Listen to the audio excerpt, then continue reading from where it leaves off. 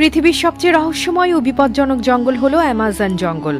আর এই জঙ্গলের মাঝ দিয়ে বয়ে চলেছে এক বিশাল নদী, অ্যামাজন রিভার, যেটিকে বিশ্বের অন্যতম বৃহৎ এবং ভয়ঙ্কর নদী বলা হয়।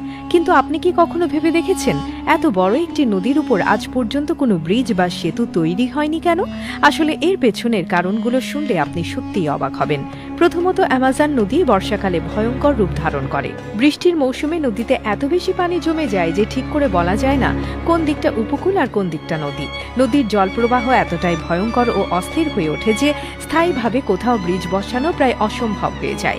এমনকি যেদিকে নদী বয়ে চলে সেটাও প্রায় বদলে যায়। অর্থাৎ আজ যে জায়গা নদীর কিনারা, কয়েক মাস পর সেটি হয়তো নদীর মাঝখানে চলে যাবে। দ্বিতীয়ত, অ্যামাজন নদীর আশপাশে বড় কোনো শহর বা জনবসতি নেই। এখানে মানুষের বসবাস খুবই সীমিত। আর যেসব ছোট ছোট উপজাতি গোষ্ঠী নদীর ধারে থাকে তারা নৌকায় চলাফেরা করতেই অভ্যস্ত। তারা ব্রিজ ছাড়া দিব্যি দিন কাটিয়ে দেয়। তাই এত বিপুল পরিমাণ অর্থ, সময় আর পরিশ্রম দিয়ে ব্রিজ বানানোর প্রয়োজন কেউ অনুভব করেনি।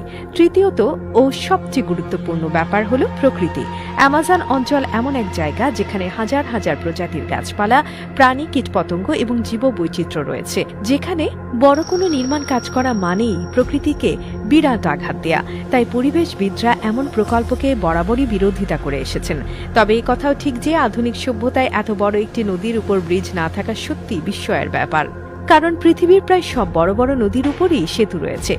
চীনে ইয়াংজি নদী, ভারতে গঙ্গা বা ব্রহ্মপুত্র, আমেরিকার মিসিসিপি, সবকিছুরই উপরই অসংখ্য ব্রিজ। কিন্তু অ্যামাজন, যার দৈর্ঘ্য প্রায় ৬,৯৯২ কিলোমিটার, তার উপর নেই একটি ব্রিজও।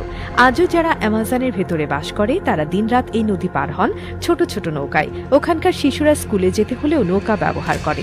অর্থাৎ এই নদী তাদের জীবনের অংশ। আর তারা